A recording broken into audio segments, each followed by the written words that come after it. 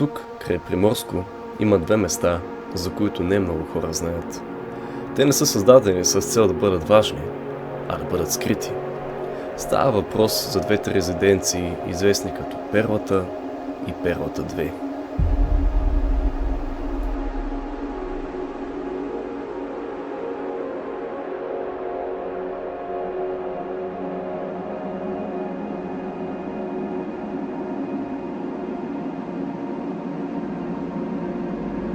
Перлата днес не е толкова позната. Името Перла се свързва главно с плажа до нея, но същинската Перла е една от най-използваните летни резиденции на Тодор Живков.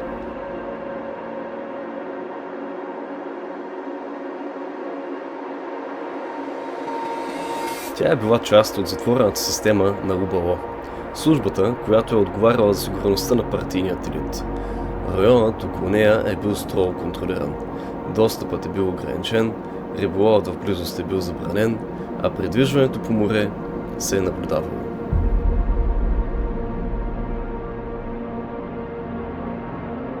За местните хора това е било просто онова място, където не се ходи. Оградите от това време все още могат да се видят през пътя. Перлата не е била дворец в класическият смисъл. Архитектурата е функционална, типична за късният социализъм. Удобство, сигурност и пълен контрол. Всичко е било подчинено на идеята за спокойствие и изолация. Тук властта е почивала, но не е и оставала незащитена от външния свят. Поради фактът, че тя днес е частна собственост, не мога да ви покажа как изглежда отвътре, но ако се интересувате, в описанието можете да намерите линк към ето това видео, в което до известен степен показах какво има вътре, след като влязах по погрешка. А относно въпроса как успях да влезна по погрешка, това си е тема за отделно видео.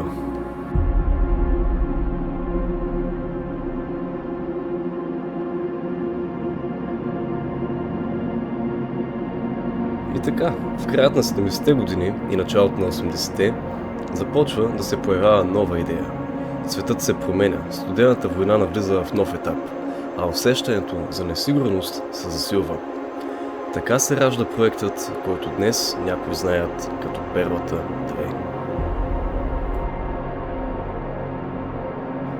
Тя не е просто разширение на съществуващата резиденция, а е замислена като отделен, по-мащабен и по-модерен комплекс. Проектът предвижда по-голяма сграда, нова инфраструктура и по-високо ниво на защита.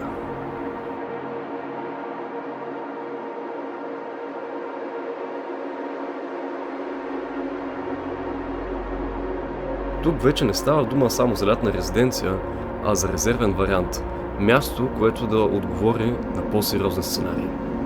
За разлика от Перла 1, която е завършена и използвана, Перла 2 остава недовършена. Строежът започва, бетонът е излят, сградата придобива форма, но никога не стига до финалният си вид. Причината не е техническа, а политическа.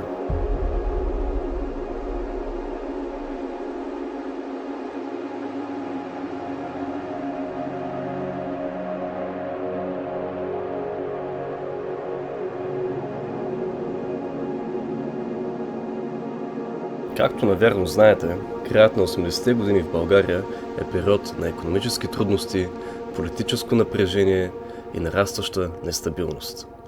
В края на краищата през 89-та година режимът се срива, властта се променя, а този проект губи смисъл. Финансирането спира почти внезапно. Перла 2 остава замръзнала. Не бива разрушена, но и не бива завършена.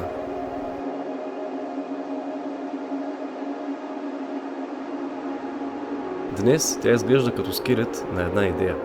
Бетонни конструкции, внушителни коридори, стълбища, които не водят до никъде и доста графити. Природата постепенно се връща мястото. Растителност, влага, тишина. Това не е просто изоставен строеж, а материално доказателство за това как една система е планирала бъдещето си и не е успяла да го достигне. Около тези места, както често се случва с затворени обекти, се раждат митове и слухове. Говори се за подземни тунели, бункери, тайни изходи към морето. Част от тези истории са преувеличени, но е сигурно, че районът е внимателно подбран и стратегически важен. Нищо тук не е било случайно. Ако ви интересува повече за подземията и на двете перли, долу в описанието ще можете да намерите линкове към видеа, където показвам подземията и бункерите на двете конструкции. Колкото от това, което виждате в момента на екраните си, това е малка част от подземията на Перлата 2.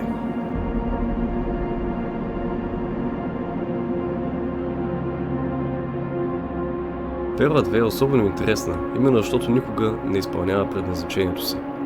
Тя не става резиденция, не приема хората, за които е създадена и не влиза в употреба. Вместо това остава като мълчалив свидетел на един прекъснат план.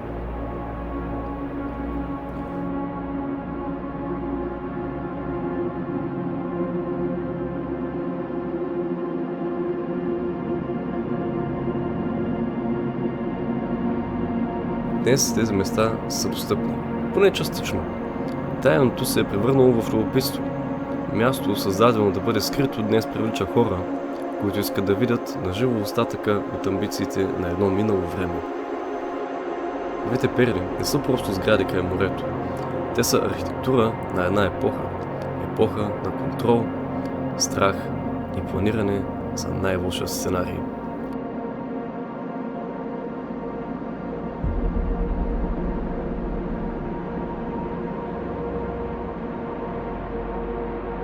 Ако видеото ви е харесало, ще се радвам да ударите по едно харесване и да се абонирате за канала.